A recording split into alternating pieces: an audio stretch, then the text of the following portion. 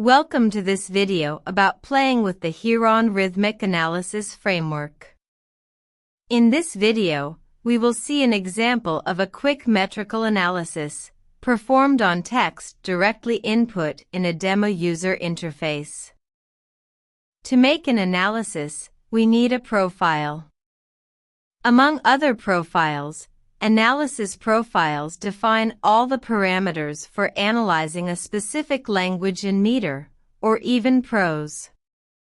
Here we have many profiles, for various languages and meters. In most cases, profiles are simple JSON documents, used to configure the analysis pipeline with its modules. In other cases, they target a specific component. For instance, this formatting profile is used to apply various styles to the analyzed text, like red for syllables implementing strong elements, strike-through for those implementing contracted elements, or dotted underline for those implementing resolved elements.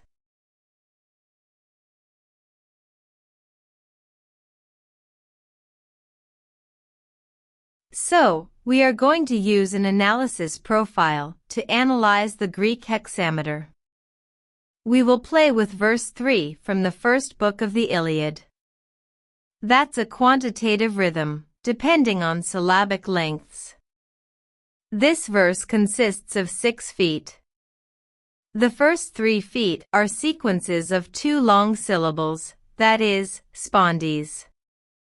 The other 2 ones before the ending foot are sequences of 1 long and 2 shorts, that is, dactyls.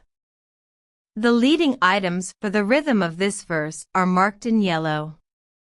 In this rhythm pattern, these correspond to the positions where we always find a long syllable. In other positions we might find either 1 long or 2 shorts. There is no specific phonological feature which distinguishes the yellow longs from the white ones. It's just that the repetition of longs in this pattern makes them stand out. Yet, conventionally we read poetry with an accent on these yellow syllables. Let's analyze a single verse. We have already picked the right analysis profile for the Greek language and hexameter.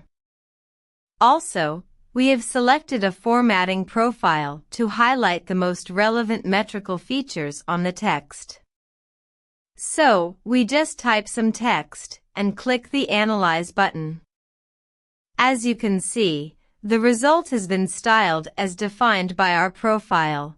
The syllables where we use to put a metrical accent are red, like pole in the first word, Paulas. Strike-through is for syllables implementing a contracted element, like loss in the same word. Dotted underline is for syllables implementing a resolved element, like proi in the last word, proiapsin. Other styles are used to highlight other details. The row under the text shows its approximate phonological value. The bars in it mark the syllabic boundaries. Under this row, there are bars representing the approximate opening level of each sound. These are the foundation for dividing the text into syllables. If we look at the syllabification panel, we see the openings curve, which is a general indicator of syllabic boundaries. Whenever the curve goes down and then rises again, we have a potential boundary. This general model is then adjusted according to each specific language. This is a typical scenario in the framework. Language universals are used as the base, and each specific language builds on it.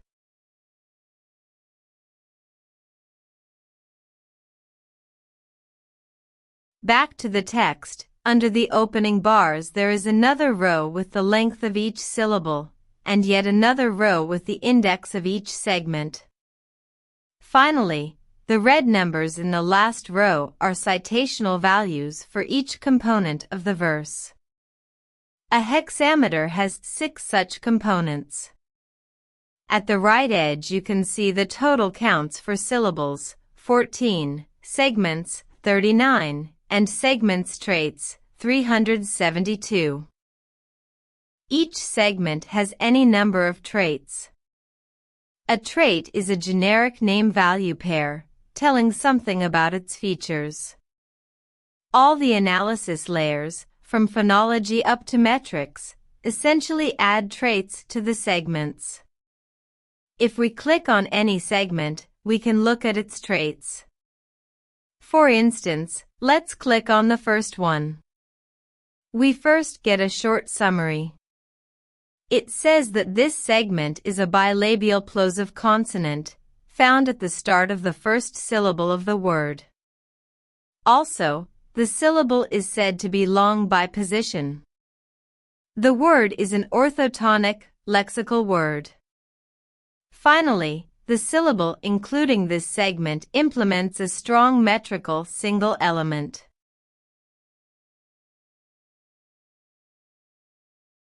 Let's go into details. This segment has 16 traits, on a total of 372 in the verse. The list shows the details about these segments. Colors mark different categories. Here, some traits belong to phonology, others to prosodies, syntax, or metrics.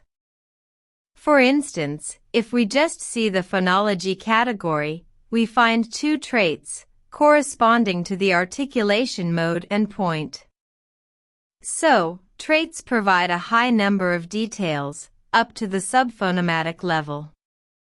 Yet, they can belong to different scopes. The scope is a single segment, but also a syllable, or a whole word or verse. We can also look at the distribution of each trait in the text. For instance, let's pick the trait corresponding to the syllabic weight. When we enter the name only of this trait, the system highlights all the segments bearing it, whatever its value. This effectively shows us where each syllable starts. We can now specify a weight value, like the so-called long by position. Here, only the syllables having this weight will be highlighted. Again, we can pick only the long by nature value. The highlighted syllables change accordingly. Or again, all the long syllables consisting of a diphthong, which does not happen to be shortened by phonosyntactic phenomena. Or inversely, all the short syllables.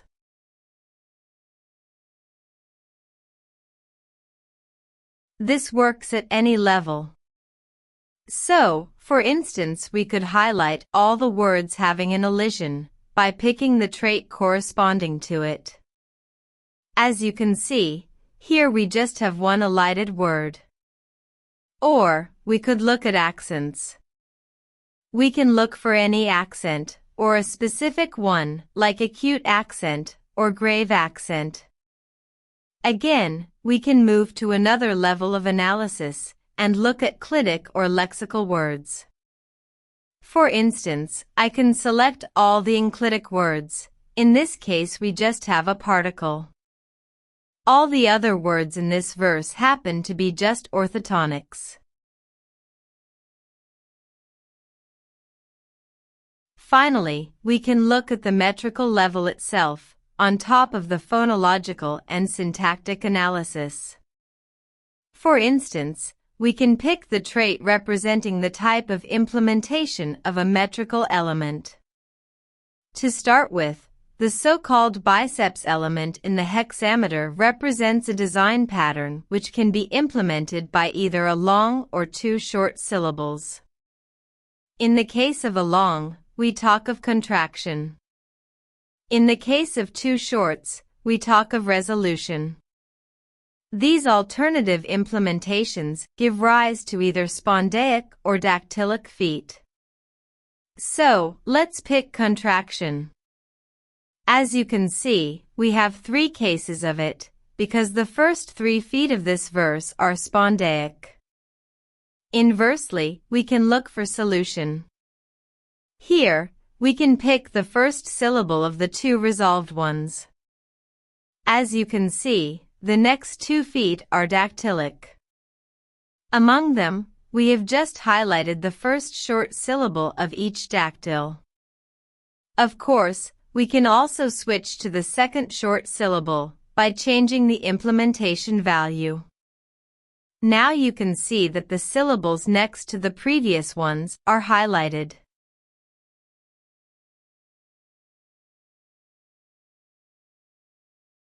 So, this interactive view can show you all the details about each foot, syllable, phoneme, or subphonemantic feature in the verse. We can just move forward, segment by segment, and see the traits of each of them. As you can see, there are plenty of them. Even a small one-letter word, like this particle, happens to have 39 traits. That's why a single verse contains hundreds of them. In the summary, you might even find some comments about the analysis process. For instance, if we move to the word for Hades, we can see at the bottom of the summary a couple of comments. In this case, they explain the process behind the detection of some vocalic lengths. For instance, in the case of this word, the length of the final vowel is a trivial deduction from limitation law. In Greek, the acute accent cannot go beyond the penultimate syllable unless the last vowel is short. So, the accent on the first of 3 syllables implies that the final vowel is short.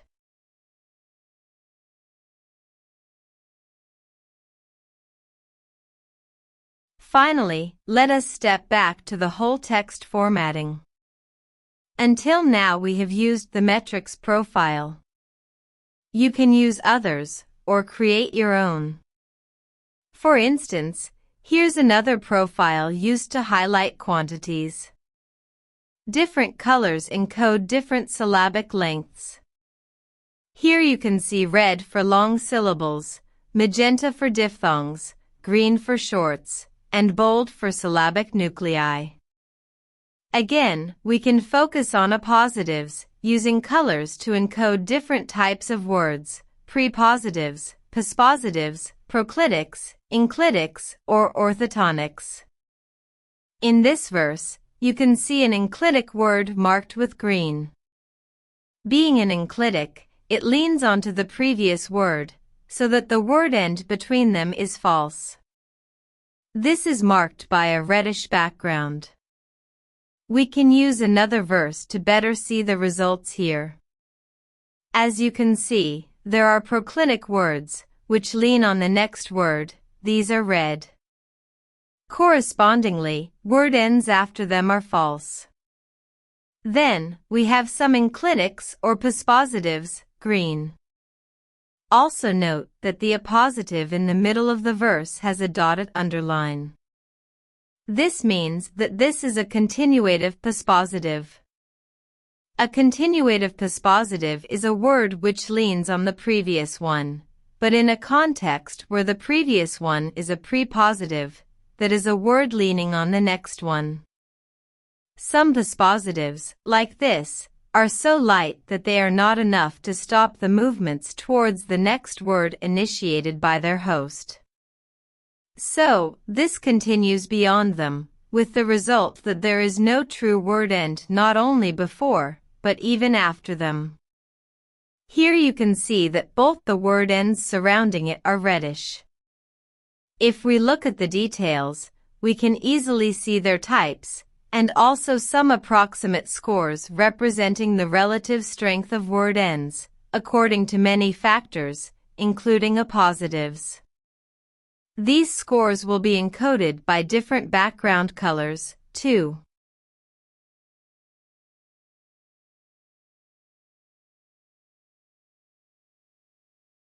So, for any analyzed verse or sentence, no matter how big is your corpus, you will get this huge amount of analysis data from all the linguistic levels involved. This is true for any supported language, and for any meter or even prose. For instance, let's just try with a Latin prose sentence, like this passage from Seneca. We switch to the Latin prosodies profile, and remove the formatting profile. For Latin, we can use a machine learning-based service which marks all the long vowels. In most cases, the results are good enough, even though occasionally you have to edit it before going on. Let's use this. Notice how the long vowels get marked with a macron on top of them. Any non-marked vowel is thus short. Once prepared the text, let's analyze it. As you can see, the result has the same model. To make this shorter, here we have just analyzed prosodies, without prose rhythm. The analysis pipeline has just replaced its modules with those for Latin, and removed the metrical analysis module from its tail. Anyway, you still have the details about each segment of each word, in the whole sentence. Here we got about 1,500 traits in 64 syllables. We can still apply custom formatting, like that for quantities, which assigns colors to syllables according to their weight, as seen before.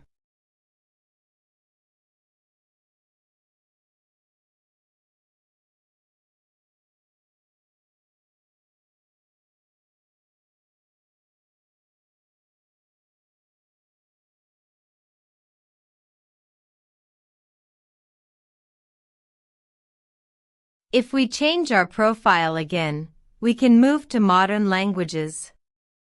For instance, let's try with an Italian prose sentence from Manzoni. We just pick the corresponding profile and run it.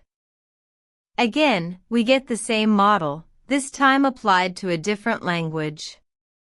We can still inspect all the details of all the segments, as usual, looking at their traits.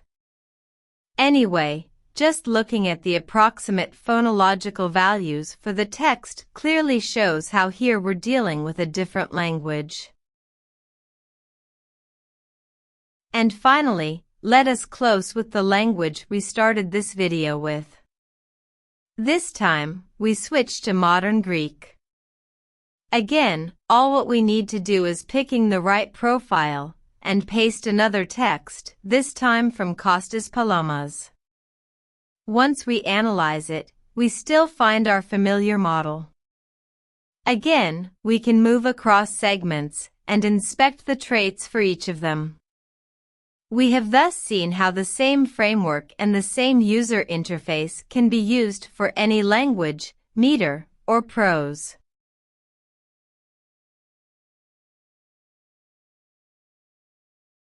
Of course, we can also have a look at the opening curves, sketched by our bars here, in the syllabification panel.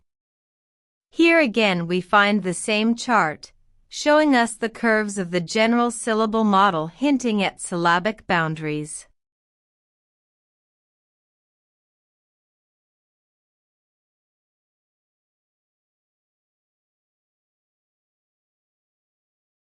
In this video we just looked at inline analysis, but in real-world applications, you can analyze thousands of verses with a similar approach.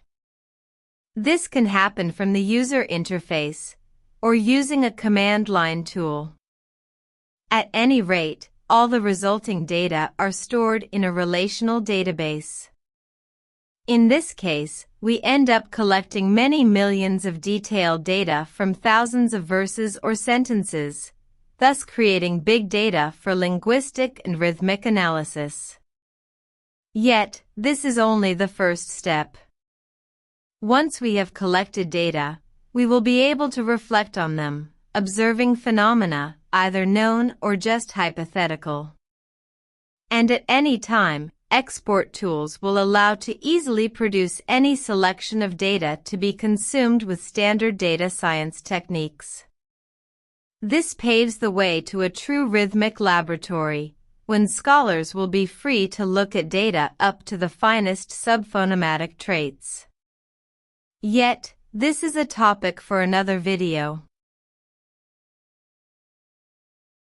You can find more about Huron at this page. Thank you for watching.